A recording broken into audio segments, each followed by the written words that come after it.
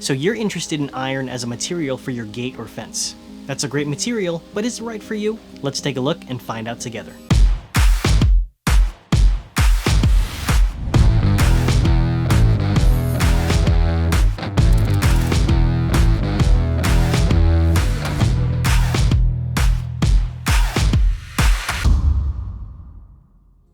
Hey, I'm Jordan Martin with Mulholland brand, experts in gates, fences, railing, and pergolas for over 25 years. With over 2 decades of experience in the industry, we worked with almost every type of material for gates and fences. However, one material that we're especially experienced in is iron. If you take a look around your neighborhood for gates and fences, it primarily comes down to wood and iron.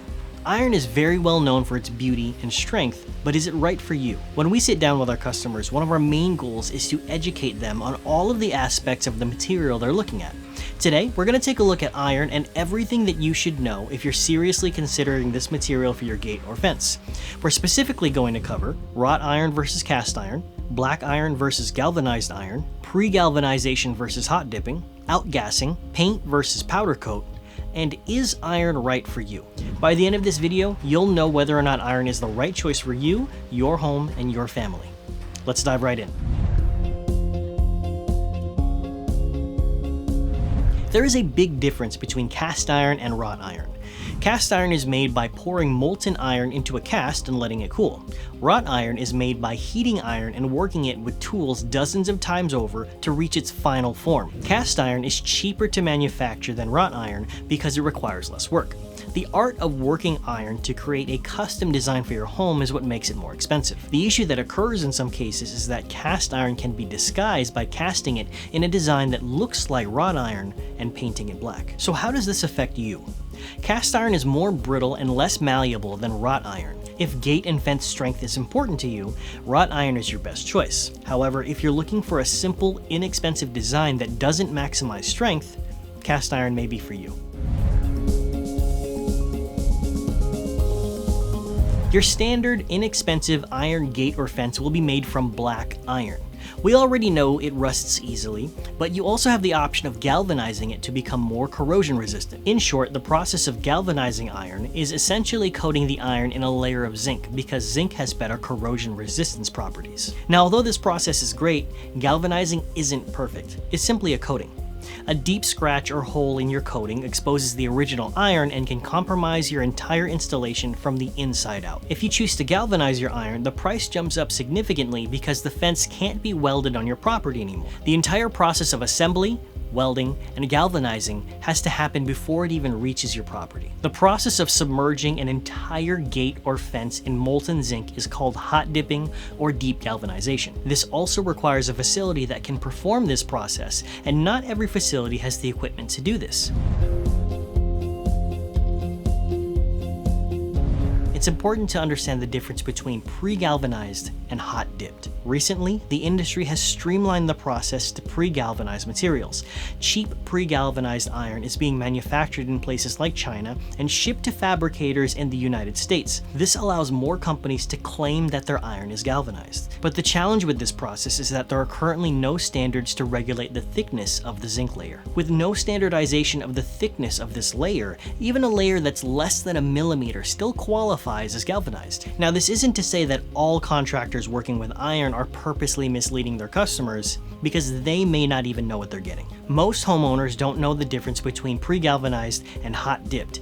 They just assume that it's the better kind. So it's important to be wary of pre-galvanized materials, since the process of drilling holes and welding leaves vulnerable points in your gate or fence, which severely compromises the integrity of the whole installation.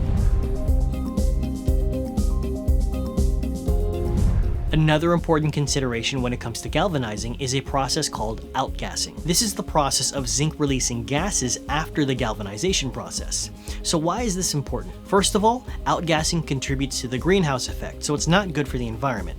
It also produces toxic fumes during the application process. This requires more energy due to the increased ventilation. Second, if you choose to add a coat of paint, spray paint, or even powder coat, outgassing affects the coat's long-term ability to bond to your installation, making the protection aspect of your coat pointless. The right way to paint a galvanized fence is to wait for all of the outgassing to occur for a proper bond. Now, it can take approximately 2 to 3 years for most of the gases to escape.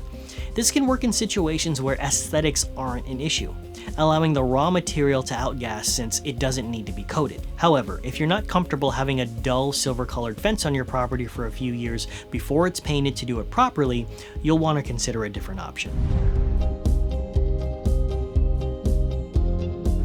The color of your iron gate or fence is limited only by your imagination.